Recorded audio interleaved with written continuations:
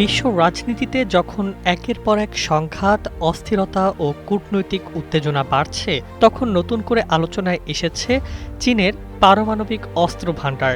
বিভিন্ন সামরিক ও গোয়েন্দা বিশ্লেষণের তথ্য অনুযায়ী চীন দ্রুত গতিতে তার পারমাণবিক সক্ষমতা বাড়াচ্ছে, যা বৈশ্বিক নিরাপত্তা ব্যবস্থায় নতুন চাপ তৈরি করছে। বিশ্লেষকরা বলছেন, গত কয়েক বছরে চীন তার পারমাণবিক ওয়ারহেড সংখ্যা উল্লেখযোগ্যভাবে বৃদ্ধি করেছে। ধারণা করা হচ্ছে দেশটির হাতে এখন ৬০০ এরও বেশি পারমাণবিক ওয়ারহেড রয়েছে এবং এই সংখ্যা দ্রুত বাড়ছে। শুধু সংখ্যা নয়, প্রযুক্তিগত দিক থেকেও বড় ধরনের উন্নয়ন ঘটাচ্ছে বেইজিং। নতুন নতুন মিসাইল সাইলোর নির্মাণ, আধুনিক আন্তঃমহাদেশীয় ব্যালিস্টিক ক্ষেপণাস্ত্র মোতায়েন এবং উন্নত কমান্ড ও কন্ট্রোল সিস্টেম তৈরি করছে দেশটি।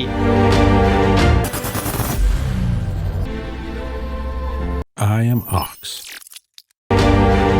বিশেষজ্ঞদের মতে চীনের এই সামরিক সম্প্রসারণ শুধু প্রতিরক্ষা নয়, বরং কৌশলগত শক্তির ভারসাম্য পরিবর্তনের ইঙ্গিত দিচ্ছে। বিশেষ করে এশিয়া প্যাসিফিক অঞ্চলে যুক্তরাষ্ট্রের প্রভাব মোকাবেলায় চীন তার পারমাণবিক সক্ষমতাকে আরও শক্তিশালী করতে চাইছে।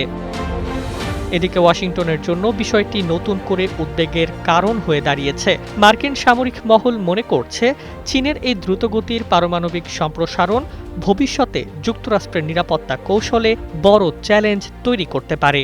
বিশেষ করে তাইওয়ান ইস্যু ঘিরে দুই দেশের মধ্যে উত্তেজনা যখন বাড়ছে, তখন বেইজিংয়ের এই পদক্ষেপ পরিস্থিতিকে আরও জটিল করে তুলছে। আগেও যুক্তরাষ্ট্র অভিযোগ করেছে যে চীন আন্তর্জাতিক অস্ত্র নিয়ন্ত্রণ আলোচনায় খুব একটা সক্রিয় নয়, বরং নিজেদের সামরিক সক্ষমতা বাড়ানোর দিকেই বেশি মনোযোগ দিচ্ছে। নতুন তথ্যগুলো সেই উদ্বেগকে আরও জোরালো করেছে।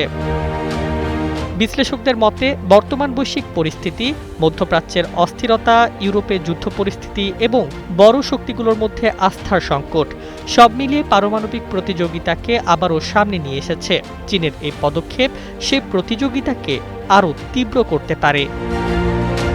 সব মিলিয়ে বিশ্ব যখন স্থিতিশীলতার খোঁজে, তখন পারমাণবিক শক্তির এই নতুন দৌড় বৈশ্বিক রাজনীতিতে অস্বস্তি ও অনিশ্চয়তা আরও বাড়িয়ে তুলছে।